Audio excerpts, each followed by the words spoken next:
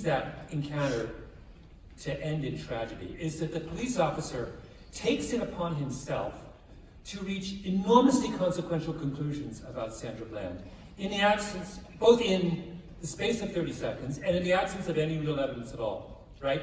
That's what is wrong with what he does, among other things, is that he's in such a hurry and his ambitions are so enormous. He really thinks, he pulls her over because he thinks there's a chance. He pulls her over because she's out of state, black, and driving a Hyundai, right? And there are policies covering at least two of those things, officially and one of them unofficially. Yeah, but there are, and he has been trained to pull over people who are you know, the phrase, the lovely, in quotation marks, phrase that law enforcement uses, curiosity ticklers. So she has violated, she has activated several of his curiosity ticklers by virtue of, he had noticed her while she was turning out of the campus of Prairie View University. And he notices that while she's on university territory, she rolls through a stop sign. So she has rolled through a stop sign. She's black, she's 28, she's driving a Hyundai, she's got Chicago plates. And he says, that's for curiosity ticklers. And so he contrives a reason to pull her over. In fact, he sort of creates the reason. Creates the reason by driving up fast behind her, which leads her to get out of his way, and then she doesn't use her turn signal. He has his pretext.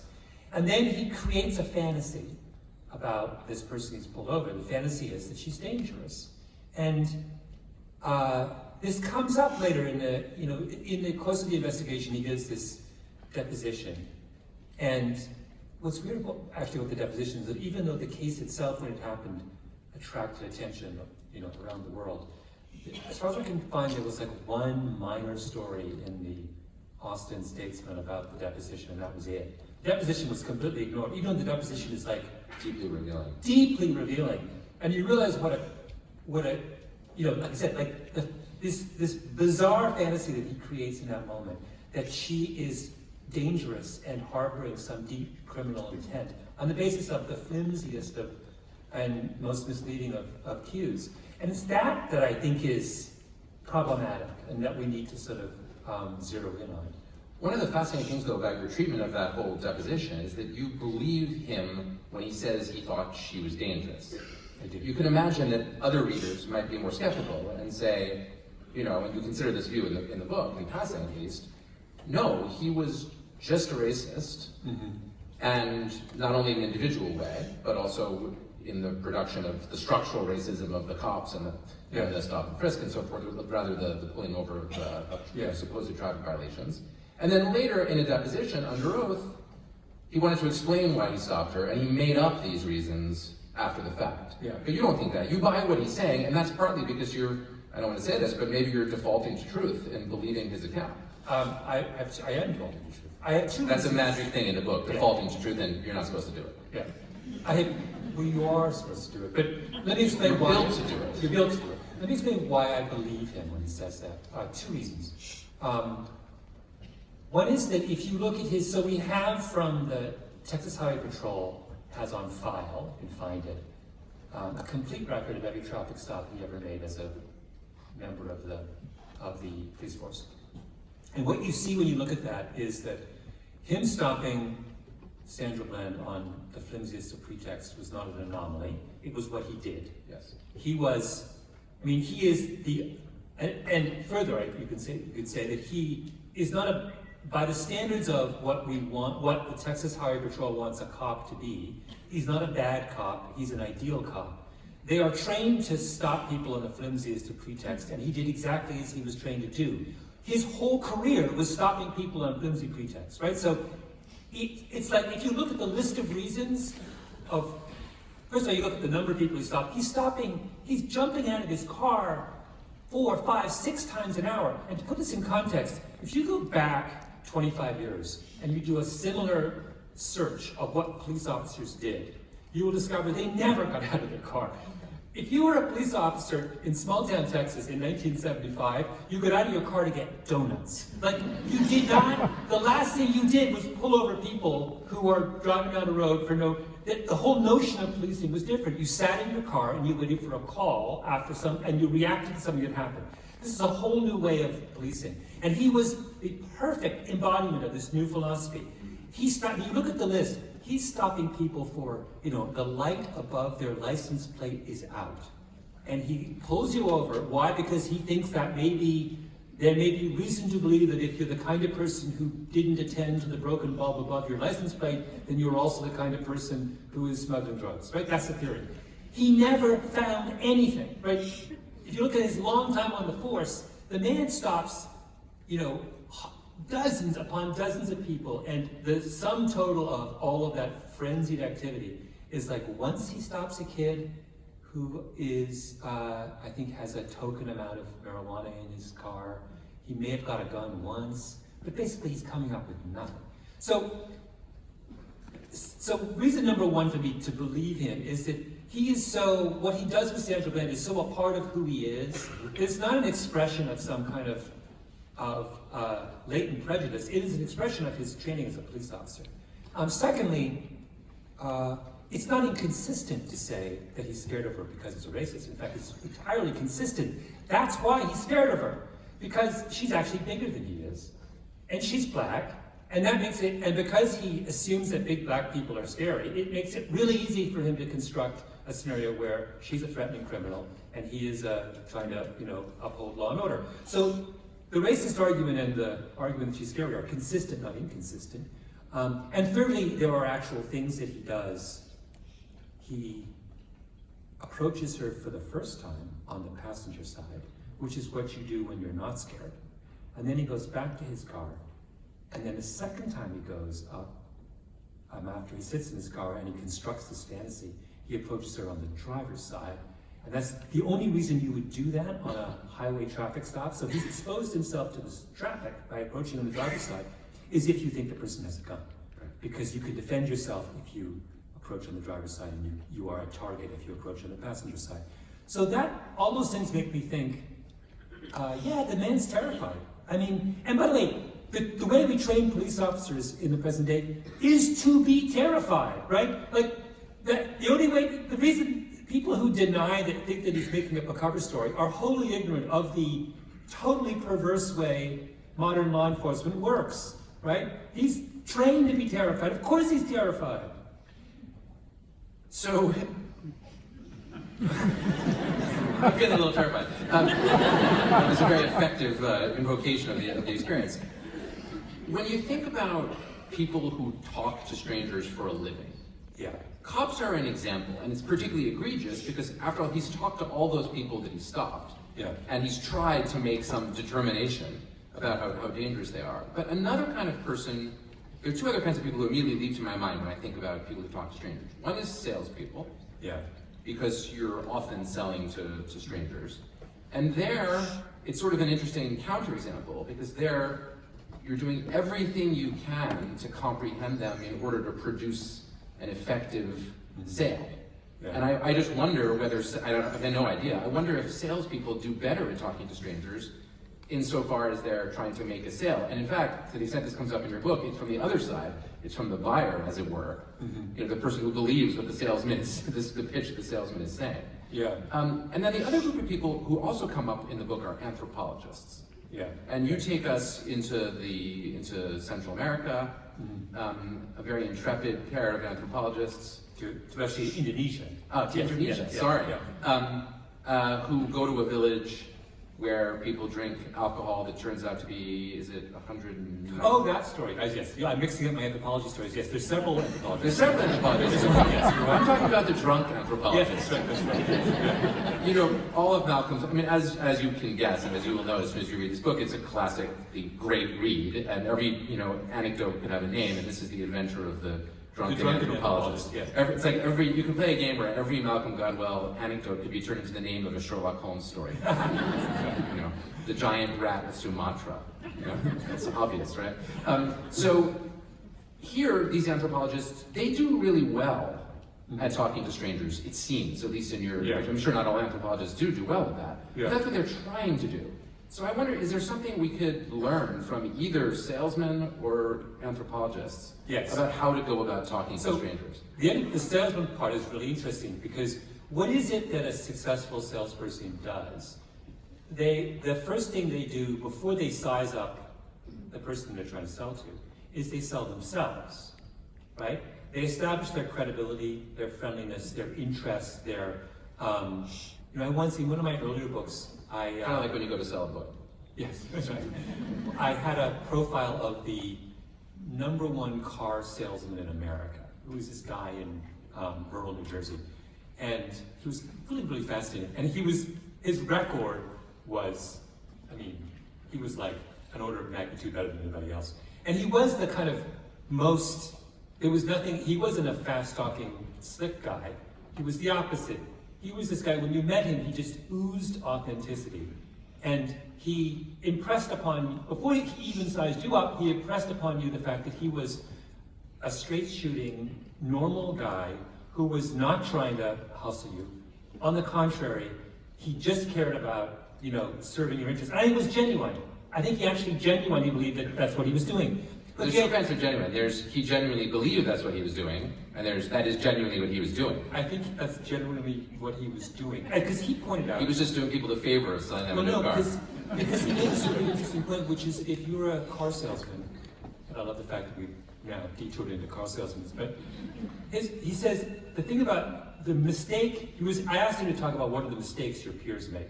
So why does everyone else do such a bad job of selling cars and you are so good? And he said, well, the mistake they make is that they think it's all about the person in front of them.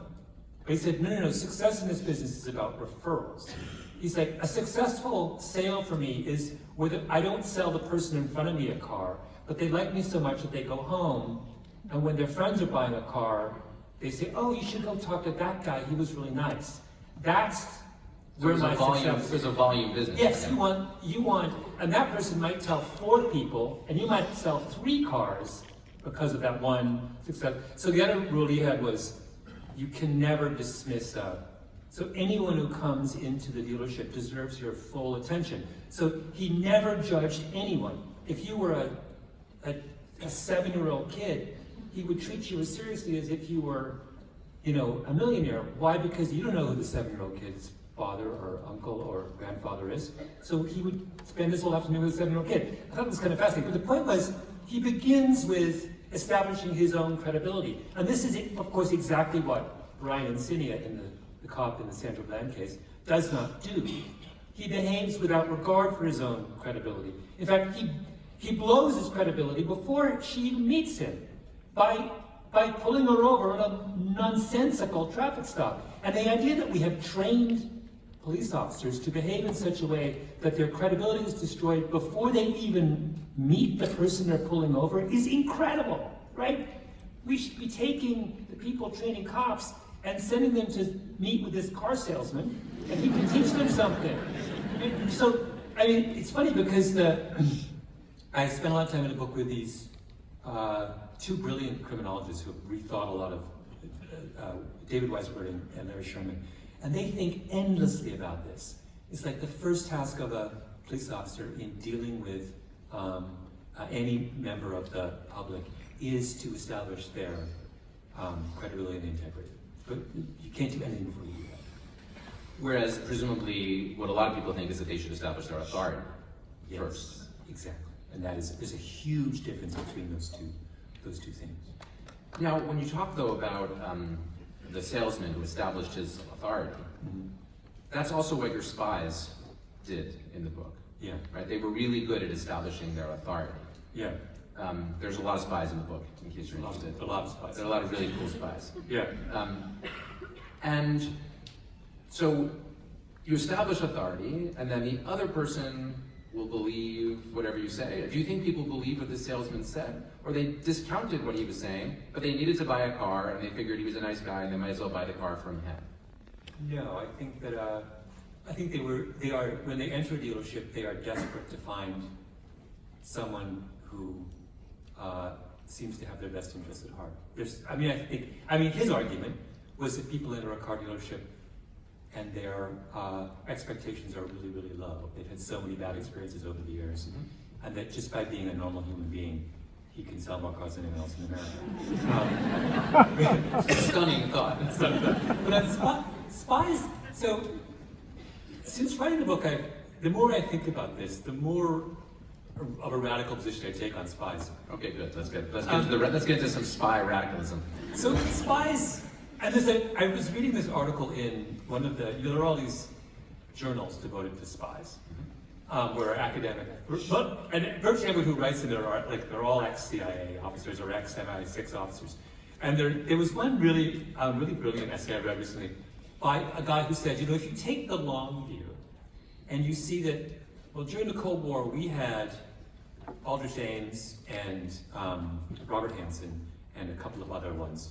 But if you look at all of the damage they did, they basically gave away all of our key secrets. It only took a few, but they gave away all of the secrets. Yes, because they were really high up, both in the CIA and the FBI. And on the flip side, we had a couple of people who come over from the Soviet side who basically gave away all their key secrets. And he said, so it was a wash in the end. Like the Cold War itself. The Cold War itself. And he's like, so this guy was like, who is himself a spy guy? He's like, looking at the evidence of the Cold War, we should just give up. Like, we should just have saved ourselves billions of dollars by shutting down all of the covert espionage operations of the CIA. Like, we ended up no further ahead than we would have been if we had no spies at all. And I tell the story in the book. So you need a treaty for that, though, right? Because it has to be bilateral. It doesn't work if we give up our spies and they don't give up their spies. It has to be you have to sign a treaty. We have to. Total disclosure of everything to everybody, which everyone would then lie about. But if we don't, no, you don't have to do it. It could be, think about this. Unilaterally. It can be done unilaterally because if we shut down our spy service, then there is no spy service for them to infiltrate, right? We've removed the possibility. There's no spy on the non-spies. There's no spy on the non-spies. What are you going to do? So the Soviets have a spy go and spy in the Department of Agriculture. Go ahead. It's all yours. Go right in. No, there's no more. Well, there is the Defense Department. I mean, I like this. I like where you're going here, and maybe the Defense. Okay, but there is the Defense Department. I know, but mostly what the Soviets are doing is spying on our spies, and we're spying on theirs. Although I guess the Chinese do it differently because they are mostly trying to steal technology.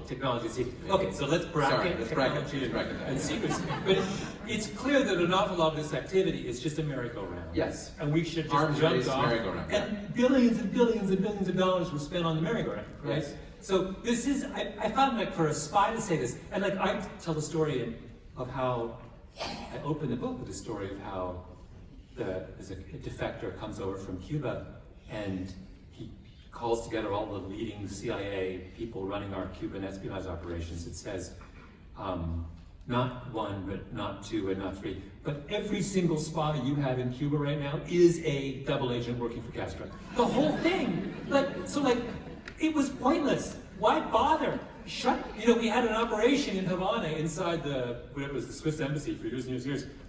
The whole thing was a wash.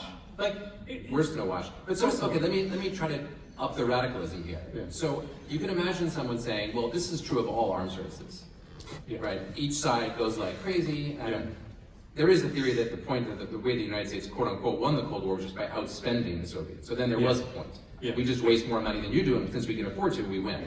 Yeah. Depressing, but maybe it's true. But if you ask the Defense Department people, they would say, what do you mean intelligence services are expensive? They're really cheap. You can have an entire intelligence service of thousands and thousands of spies for the price of one fighter bomber. Yes. The equipment is really expensive, but humans are relatively inexpensive. Yeah. And they don't actually have, the James Bond, flying cars. I mean, there is no Q, strictly speaking. Although, yes, you are right. Although I will say that, remember after Snowden and gives away the story at the NSA, there was all this hand-wringing about how much it was going to cost and the numbers were, they were not trivial. They were talking about many, many, many billions of dollars, which again raised the point, if this thing that you've constructed over many, many years, costing tens of billions of dollars, can be essentially destroyed by one guy working for Dell. Not even like some random dude way off in the middle of nowhere who was a subcontractor for Dell and who, Snowden gets kicked. Without a college education. Yeah, and he tries to work for the CIA, gets a job because it's like uncle gets him in. Gets kicked out, why? Because he hacks into the personnel database and changes his job evaluation so he looks good. They discover this, they're like, oh, this guy is A, a fraud, B, a hacker. In the movies, they would have promoted him. and C only got a job because his uncle weighs in. So what does he? They fire him. What does he do? He resurfaces at Dell and gets in again. Like, if this is the system, is there any point to having the system? Like, there is this. There is a point where you have to wonder, and it's funny when you think about it, how many American institutions are in the grip of arms races. I mean, basically, what 21st century capitalism is a series of, you start with a marketplace and you rapidly move to an arms race that has no productive function. Coke versus Pepsi. I was going to say Harvard versus Yale, but maybe a better example, more expensive example. More expensive example, or Harvard Deaconess versus Mount Sinai or some. I mean, all of these things. They all have the same function, which is they're on the same kind of treadmill, and there's a point at which the spending no longer has any productive function. So the standard, to the extent there's a standard answer to the question of why do we bother to compete, even though a lot of competition is idiotic and pointless. Yeah. Usually it's the alternative is that we're colluding, and if we collude, we'll have no incentive to try to do our jobs well. Yeah. Do you think that's just basically a ridiculous answer? Well, you can compete on things that matter. And what counts? Well, it would be nice, for example, if universities competed on how well they were educating children who needed to be educated, for example.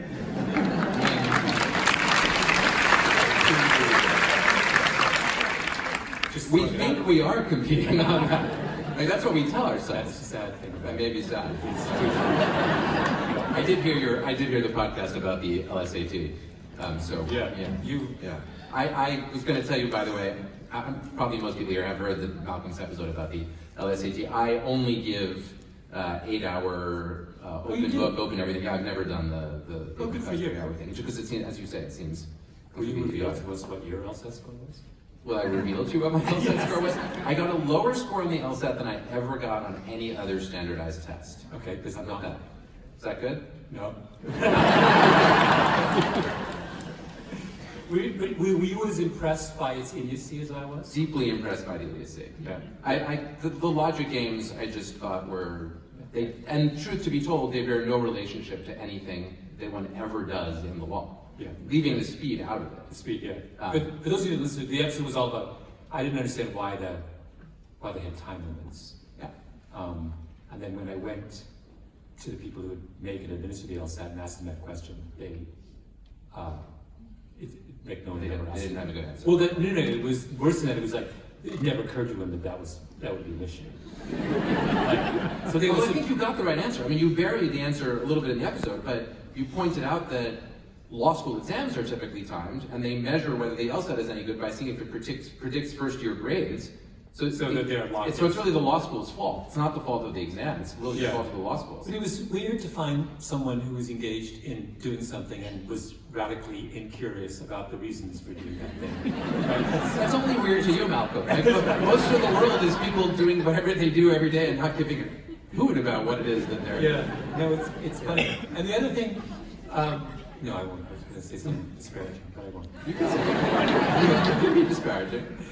No, the other thing, this is totally tangential and parenthetical, is that, so you have an institution which is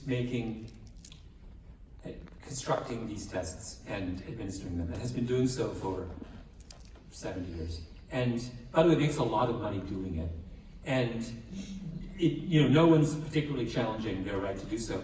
And they don't serve any real productive function. So the only reason to persist is if they're having fun, right?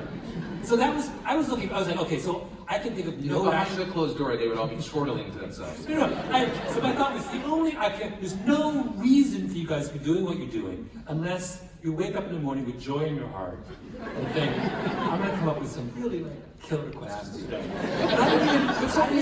But this example actually underscores what I was the question I was raising a couple minutes ago. Namely, so the LSDAS, the law school, I don't even know what that all stands for, they have no competition. Right? I mean, as you say, they're doing it for fun. I mean, in fact, in recent years, a couple of law schools, including mine, have started experimenting by saying, well, you could take the GRE. Yeah, I love that's what they call an experiment at Harvard Law School. Ridiculous. One ridiculous standardized test to bring another. One of these does not have logic games on it, lest we forget. But, I mean, the justification, if there is one for that, it would only be if you had two different tests, then maybe that would create some competition and it would lead the people who make up the tests, in theory, I mean, this is all in theory, to think about whether, they could do something differently, instead of just, as you say, just being out there to have fun. Not that having fun is such a bad motive. That's why I do my job. If I had thought they were having fun, I would have called the whole thing off and didn't have time. Right. But they appeared not to be having fun. They committed the sin of not having fun. Unlike the drunken anthropologists. Yes. Who did have fun. Yeah. I was fascinated by the chapter about alcohol here. There's always stuff in every chapter that I don't know, but in that chapter I feel like I didn't know anything. Like everything I thought about alcohol consumption was wrong. Can you tell the story of the drunken anthropologist? I can.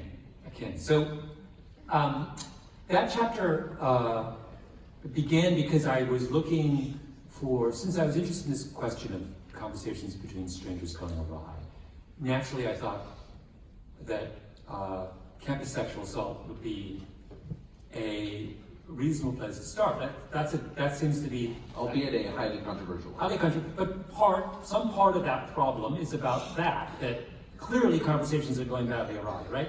So I began to go and talk to people who studied this problem, and there are many of them, and all of them, 5 minutes into the conversation, would say, well, this is about alcohol.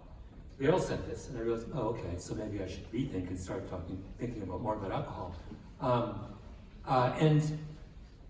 That's interesting on a number of levels, in part because if you read books about campus assault, there are books written about it that don't mention alcohol, which is quite incredible.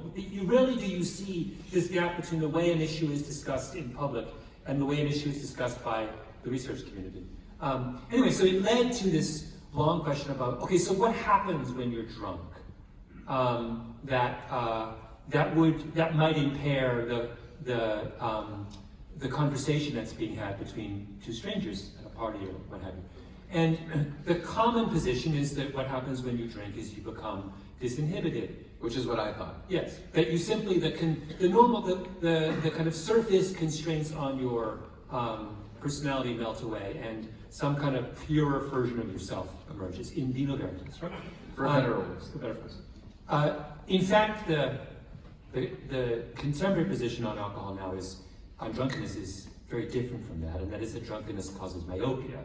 And what that means is that when you're drunk, what happens is your higher cognitive functions start to shut down, and you're capable only of making sense of things in the immediate term that are right in front of you. And that's it sounds like a subtle difference, but it's significant because your personality your normal personality is a function of a careful weighing of short-term versus long-term consequences, right? That Noah, you are who you are because you're not just thinking about what's happening now, you're thinking about tomorrow and next week, and if you say something rude or stupid or offensive to me right now, it'll matter tomorrow, right? But if you're drunk, that falls away, and what's left is not Noah anymore.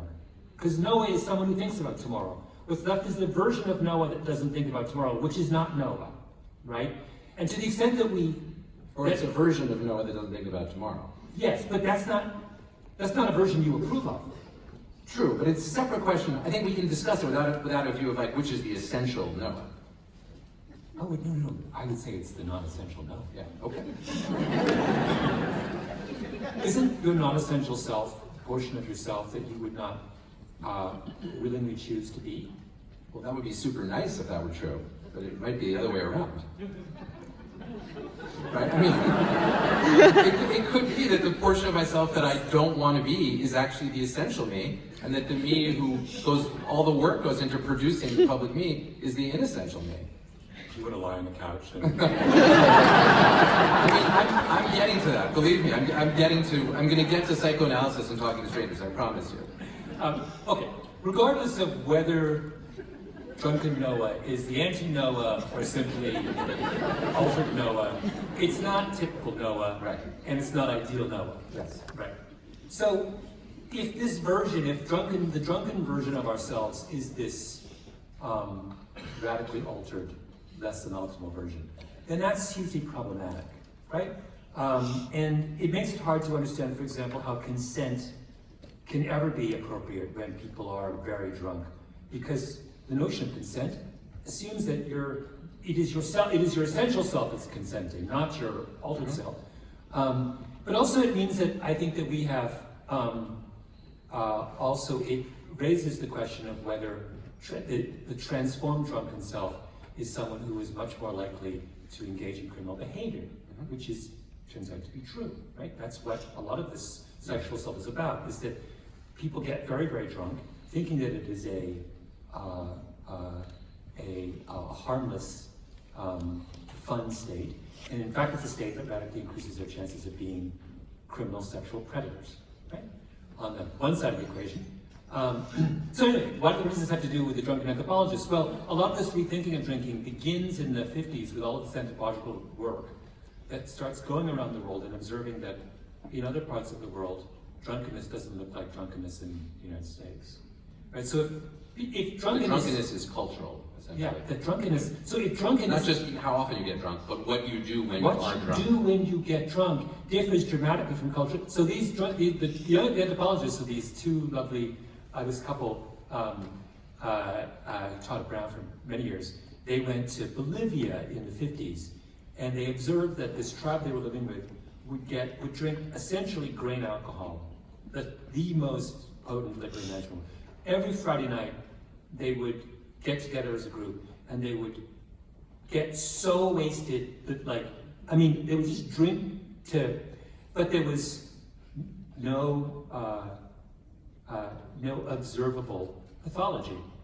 It didn't lead to fights, it didn't lead to absenteeism from work, it didn't lead to broken marriages, it didn't lead to, and they were so stunned by this, how could this be?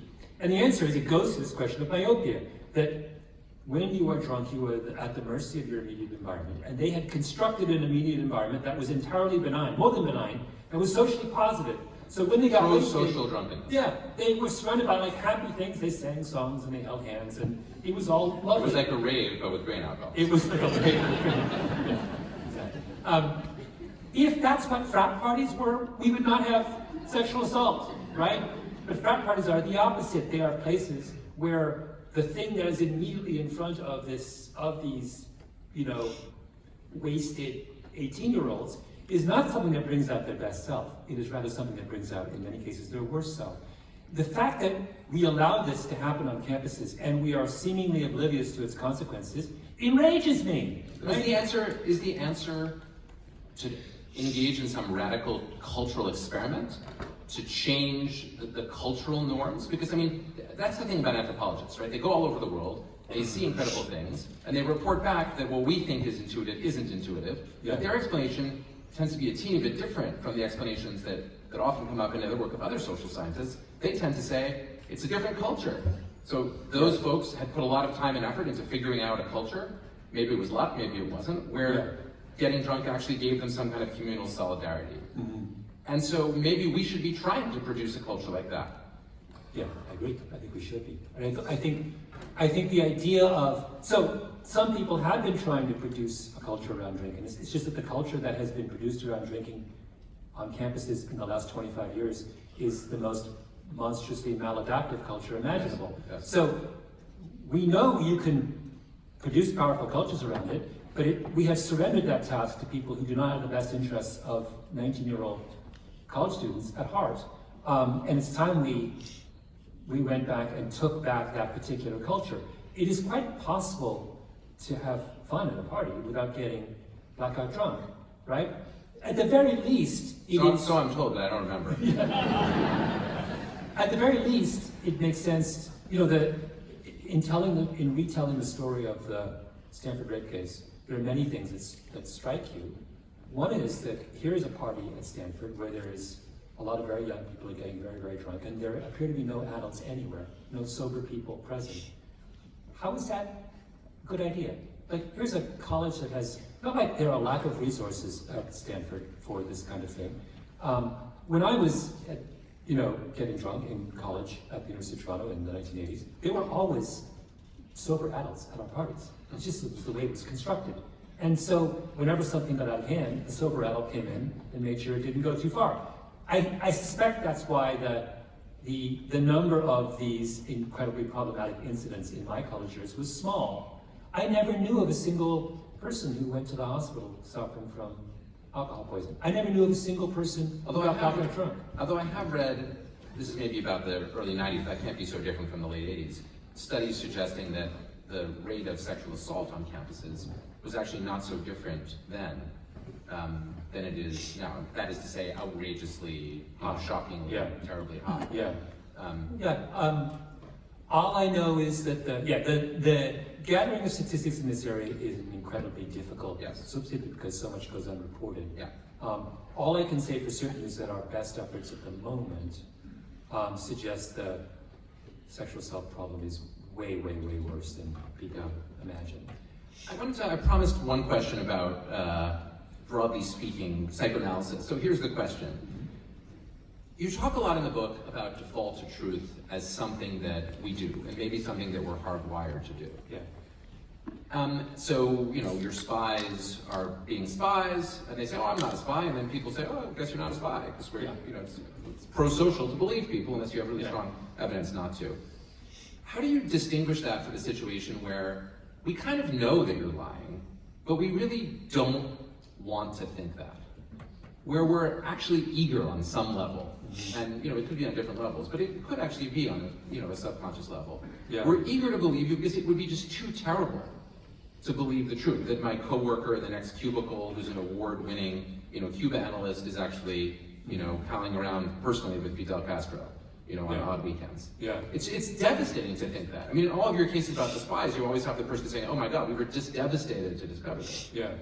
So how do you distinguish a kind of idea that we're just built to believe people, so we believe people, from the idea that, no, it's not that, it's that we kind of know they're lying on some level, but we know and we don't know at the same time.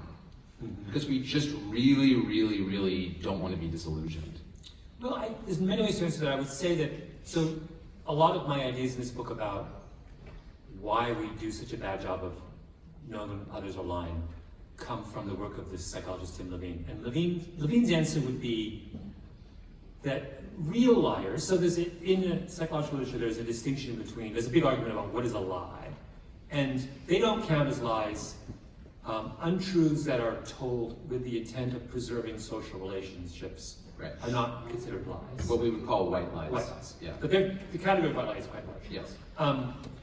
So a true lie is a lie that's told deliberately and maliciously with the intent of severing or rupturing social relationships. The percentage of the population who tells large numbers of true lies is really, really small. So how can you reconcile that with the statistics on the number of people who cheat on their spouses? I mean, depending on the numbers you look at, that's, between a third and 60% of Americans, depending on which studies you believe. That's a lot of people, and they're all telling, unless you think that's a white lie.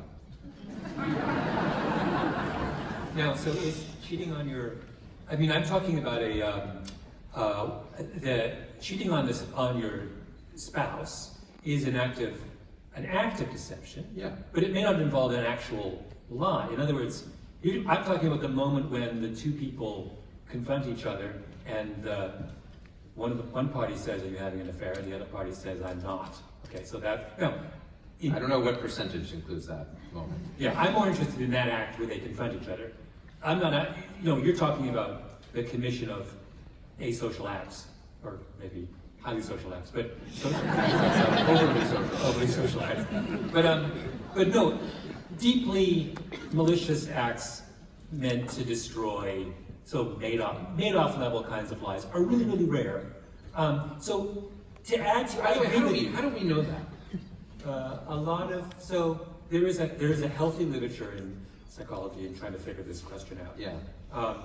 It's hard to tell, but we do know that because what percentage of investment advisors are running massive Ponzi schemes? It's actually quite small, right? I mean, there's a lot of. Like, where's your money? In a sock? Are you this? No, it's in an index fund. Yeah, because the Wall Street Journal is not lying. I mean, the index is the index, so you know how you're. Well, the person running the index fund, you're saying, is not lying. You don't even need a person. It's just an index. I know, but and so therefore, it's not lying to you. Whereas a human being with an investment strategy could be. The nature of a Ponzi scheme is that it blows up eventually. eventually. Yeah. So yes. We do know that there aren't 10 Madoffs out there. Yeah. There is a small number. And similarly, when we look in, what is the incidence of, since I talk about pedophilia in this book, what is the real incidence of pedophilia in the population? So someone who is systematically deceiving those around him in the name of pursuing a deviant sexual agenda. It's quite small. It's like 2-3% who. That's small. Well, 2-3%. No, we're not saying that these are people who actively pursue their pedophilia, but who have those kinds of inclinations. But that's quite small. Sure. Yeah. Okay. 2 or 3 people out of 100. That's nothing. That seems like a lot of people to me. I don't know, maybe it's because I have kids, I don't know. But if you have as a baseline position that most people you deal with are not pedophiles, that's not an irrational position. No, it's not irrational, not by any stretch. So you can send your kids to Boy out into Scouts, the world, right. and you shouldn't lie awake at night worrying about whether they're Boy Scouts. Trust but verify. Anyway, so I don't think that your position is wrong, but I would say that it is probably rational to want to believe that the person you're dealing with is telling the truth, because most people actually are telling the truth. That's the Lee's argument. I think there's something.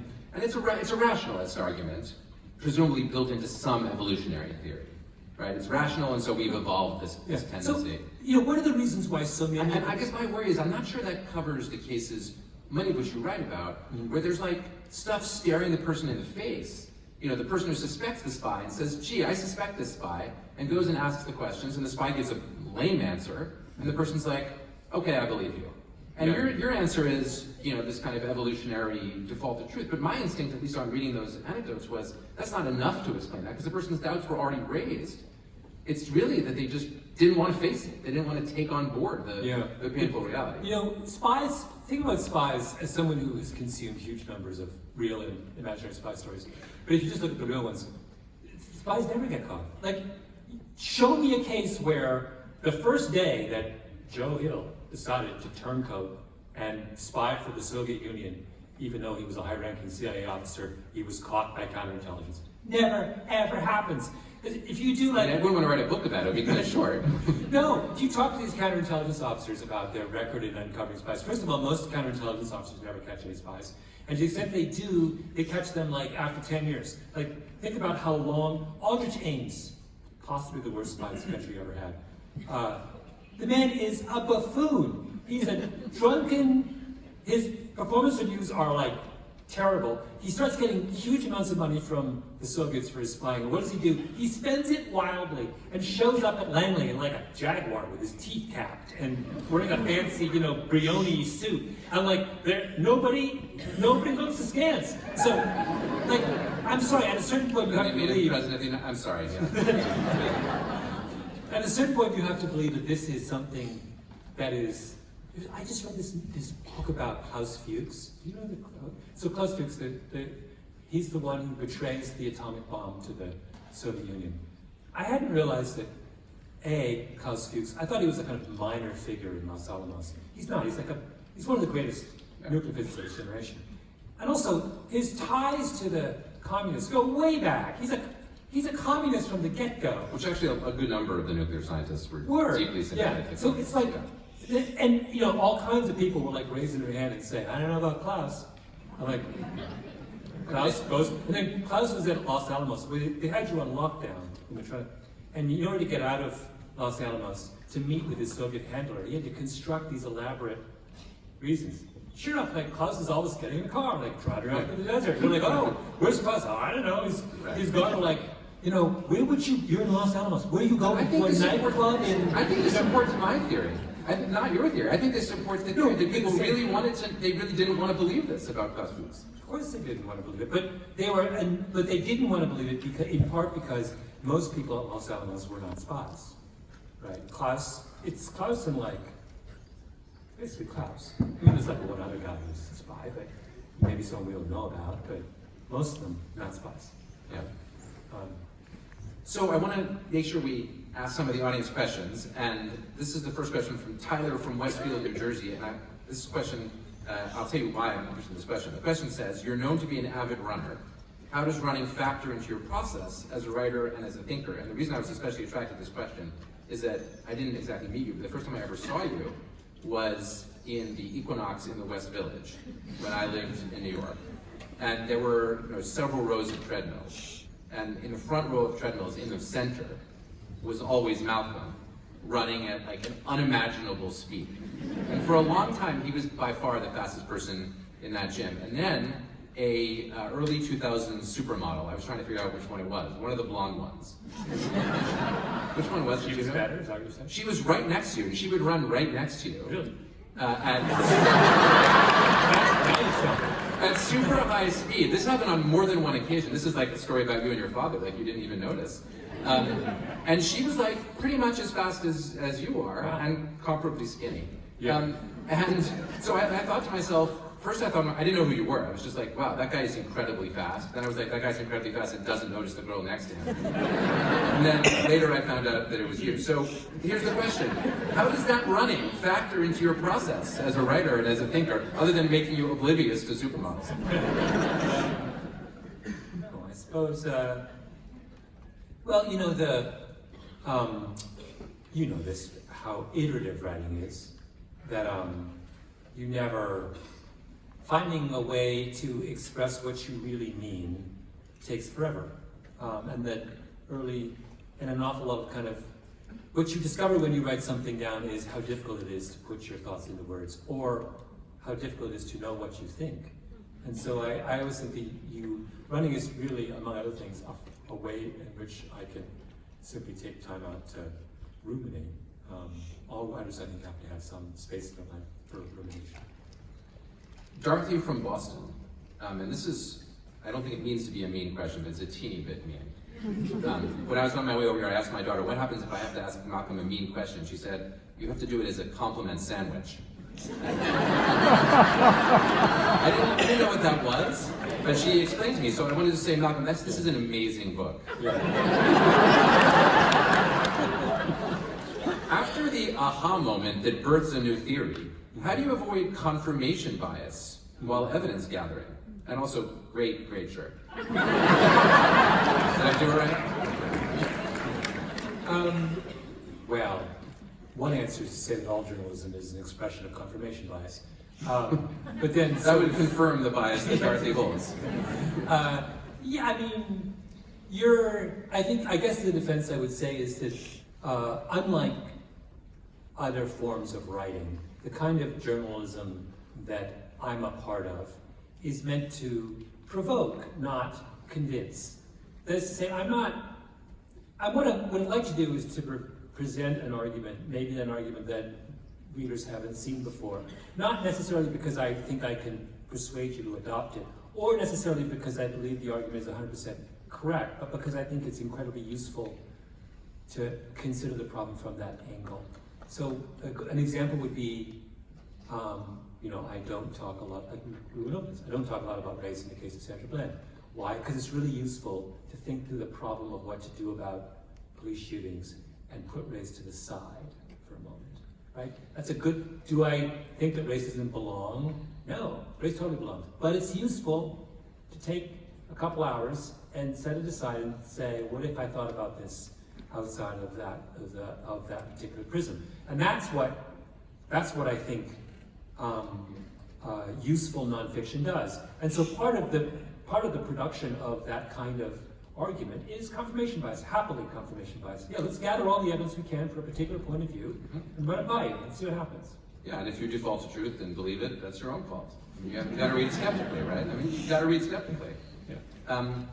Nicole from Massachusetts. This is a very Massachusetts question.